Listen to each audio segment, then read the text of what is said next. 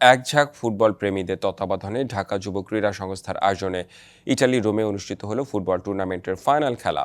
মোট 12টি দলের অংশগ্রহণ ছিল এবারের প্রতিযোগিতায়। ফাইনাল খেলাটিতে অংশগ্রহণ করে বিডি রোমা ফুটবল ক্লাব ও বৃহত্তর সিলেট স্পোর্টিং ক্লাব।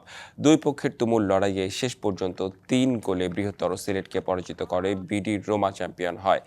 আয়োজক সংগঠনের সাধারণ সম্পাদক আল আমিন উদ্দিন ও সাংগঠনিক সম্পাদক শামীম উদ্দিন আগামীতে আরও বড় পরিসরে এই আয়োজনকে এগিয়ে নিতে কমিউনিটি সকলের সহযোগিতা চেয়েছেন।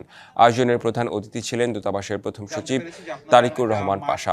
তিনি বাংলাদেশি যুবকদের জন্য একটি খেলার মাঠের প্রয়োজনীয়তায় দূতাবাসের সকল সহযোগিতার আশ্বাস দেন।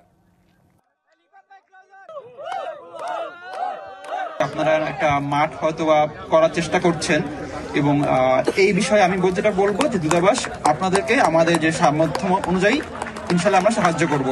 এটা সর্বোপরি সবসময় যে আমাদের জেনারেশনটাটুকু তারা যে বাজে অভ্যেসগুলো পরিহার করে অন্তত এই খেলার মধ্যে যখন মনোযোগ দেবে, ইনশাল্লাহ আমরা এই মাঠের থেকে আমরা আগামীর জন্য আগামী প্রজন্মের জন্য আমরা অনেক সুন্দর সুন্দর খেলোয়াড় আমরা বের করে নিয়ে আসতে পারবো।